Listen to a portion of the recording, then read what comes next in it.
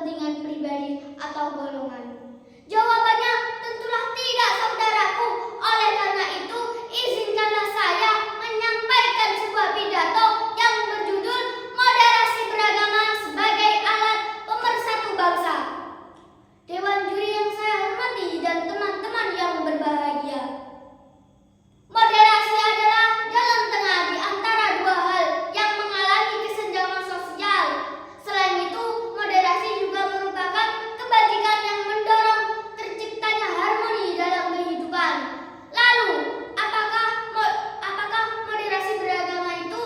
Moderasi beragama adalah bagaimana cara kita bersikap, memandang, berperilaku melalui jalan tengah dalam beragama. Lalu, bagaimana caranya agar tercipta moderasi beragama tersebut?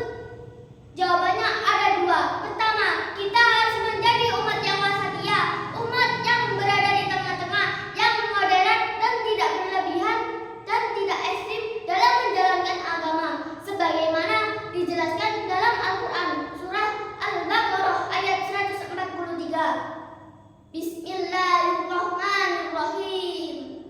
Wa kadzalika ja'alnakum ummatan wasatan litakunu syuhada'a 'alan nasi wa yakuna ar-rasulu 'alaikum syahida. Dan demikian pula kami telah menjadikan kamu umat Islam, dan agar kamu menjadi saksi atas perbuatan kamu, dan agar Rasul Muhammad menjadi saksi atas perbuatan kamu. Dewan juri hadirin yang berbahagia, Ahmad Mustafa Al-Maraghi dalam karyanya Tafsir Al-Maraghi juz 2 halaman 93 menjelaskan bahwa ummat wasata adalah sikap umat yang berada di tengah-tengah. Kemudian cara yang kedua adalah bersikap toleransi atau tasamuh,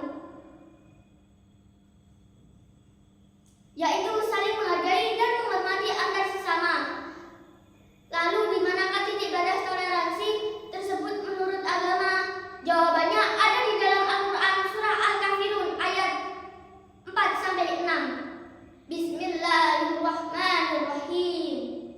Wala ana abidum ma abattum wala antum abiduna ma a'bud lakum dinukum waliyadin. Dan aku tidak pernah menjadi penyembah apa yang kamu sembah, dan kamu tidak pernah pula menjadi penyembah apa yang aku sembah. Untukmu agamamu dan untukku agamaku. Hal itu merupakan prinsip toleransi yang langsung Allah sebutkan. Sedikit cerita, ada seorang murid yang bertanya kepada gurunya, "Wahai Pak Guru, Ramadan yang lalu teman saya yang beragama Kristen memberikan kue kepada saya, dan dia mengucapkan selamat menjalankan ibadah puasa." Pertanyaannya, apakah seperti itu yang dinamakan toleransi? Kemudian di manakah titik batas toleransi apabila seperti itu? Pak Guru pun menjawab, ini bukan toleransi namanya, karena Allah sudah jelas menyebutkan bagimu agamamu, bagiku agamaku.